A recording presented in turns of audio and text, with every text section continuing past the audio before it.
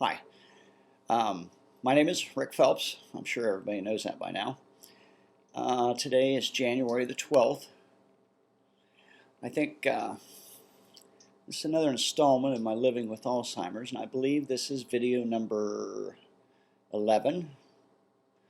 Um, I'm not so sure about that. I have trouble keeping track of them, but I try to post them right. Anyway, I wanted to touch on some things that I've already discussed in past videos that I want to explain. It's a confusion thing. Of course, people don't pay that much attention, I'm sure, but I have mentioned. I went back and viewed them last night. Phyllis and I both did, and I've been married anywhere from 27 years to 32 years. We've been together for 35, and it's not. I just can't keep track of it. I can tell you this, we was married in 84 and we started dating in 77, so I don't know, it really doesn't matter. I just want to make a point that some of the videos I said I was married 27 years and the other ones was 32, but it really doesn't matter. It's a confusion thing. Anyway, what I want to talk about today is I posted on Memory People a thing this morning, a thread, and it's a phrase that I also use. It's called childlike. What I mean by childlike is how I feel personally that I'm being treated. It is in no way disrespectful of Phyllis June or my daughter or anybody around me, my friends or anything. It's just the way that I feel that I'm being treated. And I know that I'm not, but it's a mind thing once again. I have to be told or reminded every day, dozens of times a day, what to do, what I'm going to do, and just everything. And it's, take your pills, put your patch on. Did you do this or did you do that? And I know Phyllis has to do this for me. She has to remind me of things, and I'm glad she does. And I'm sure that people, caregivers, deal with this daily. I think what I'm trying to get at is, as a caregiver,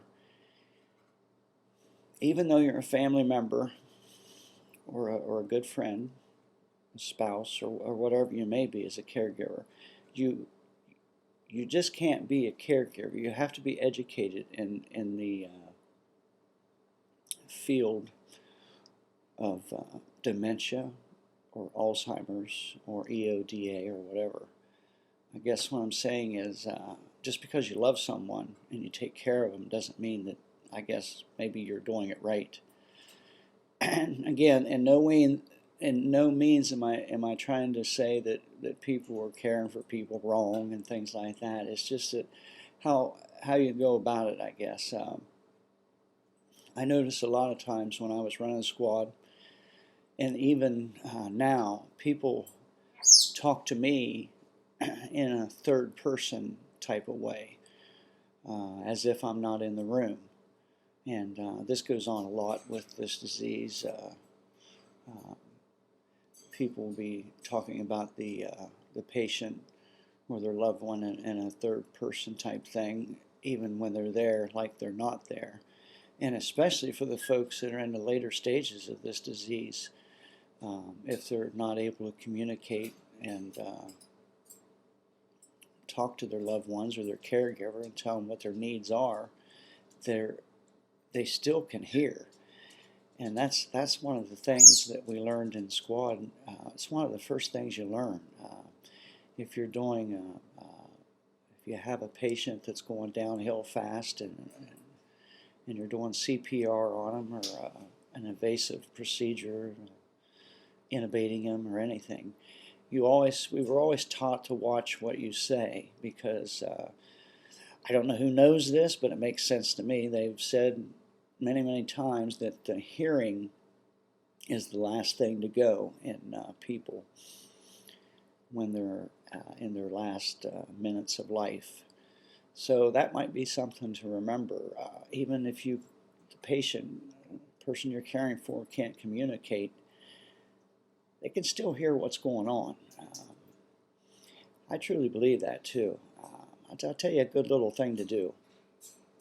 If you're caring for someone that's in the later stages and you're wondering if they know really what's going on, think back, excuse me, think back of their favorite music, be it jazz or rock and roll, classical, in the 50s or whatever, and you put that music on and you watch the expression on their face, it'll change. There'll be a smile come to their face. They may even try to sing along because they hear that. And music is a big thing with this disease. Why that is, I don't know. Maybe it's because everybody likes music, but try that. And just keep that in mind. They hear that music and they react to it. They hear what you're talking about also.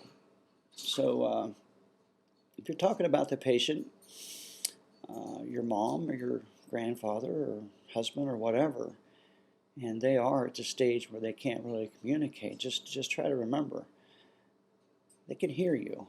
They know what's going on. Well, I don't know if they know what's going on, but they can at least hear. I just bet on that.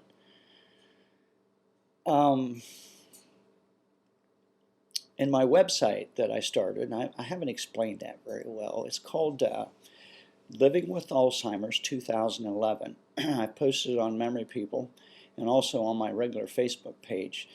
I keep saying it's a place to put my videos. Well, sure it is. I'm going to post my videos there. But also, it's a site where I want people to go to share their videos, to share their photos, to share their thoughts. It's open for everyone. Not only people with Alzheimer's or caregivers, it's open for everyone.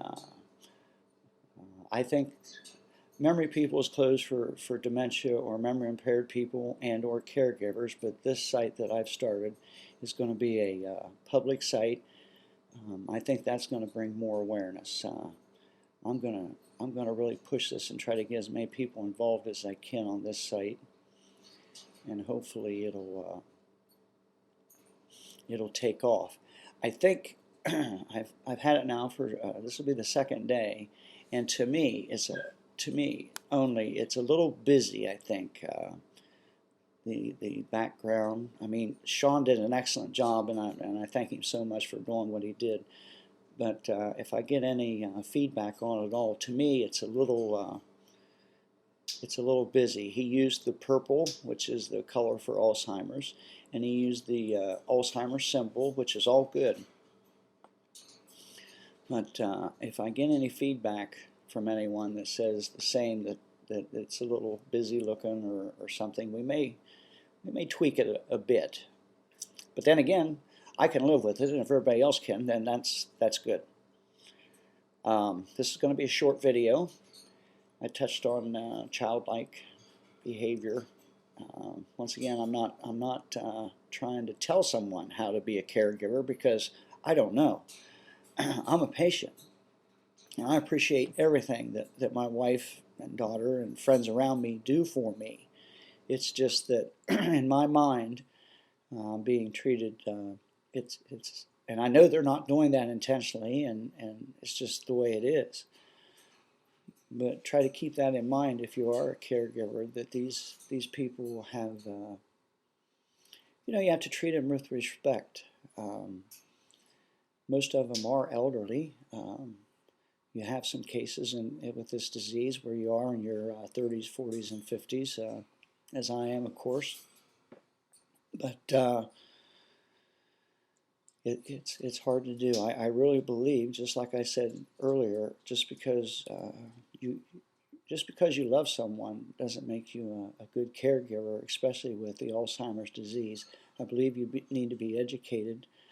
Support group is a must. If you don't have a support group near you that you can attend and join and find out how to really care for these people, then at least ask on Memory People. We have several caregivers on there, contact Alzheimer's.org. Lori LeBay, she's a good friend of ours. She's been a caregiver for her mother for, I think she says, 30 years, and she'd be more than happy to help anyone give advice on caregiving. She has an excellent website. I believe it's livingwithalzheimers.com.org. I don't know. But she's on Memory People. Just go to her, click on her name, and it'll take you to her website, and go under info. And this lady knows what's going on. If I had, of course, she's not a patient; she's a caregiver. But if I had half the information and the knowledge that she has, I'd be glad. Pull up some of her videos. She does an excellent job, and that's what it's all about: education. There's probably no bad caregivers, I'm sure, but education is the thing. The more you're educated about this disease and what the patient's going through, the better caregiver you're going to be. And I believe that's what we're all after, is for better care and education, and of course, like I've always said, awareness. All right, it's January the 12th. I hope everybody has a good day. It's snowing here in Ohio, in Coshocton County, where I live. I don't know, they've got 4 or 5 inches. All the schools are closed, but around here they close everything at the hint of a snow. So I hope in your area you're able to get around if you need to be, and stay in warm. Have a good day if you can. And remember, if you're a caregiver, music. Music is a good thing. And love, understanding. I know it's tough. It's got to be tough. I know it's rough on my wife and the people around me, but it is what it is. So take care, and I hope you enjoyed this. Thanks. I'll see you tomorrow. Oh, by the way, Tia may be up later today. I doubt it, to do her video, because the schools are closed and she's got all the kids at home. So hers will probably be tomorrow, or maybe the next day when things clear up. But still, she's looking forward to doing one. So thanks.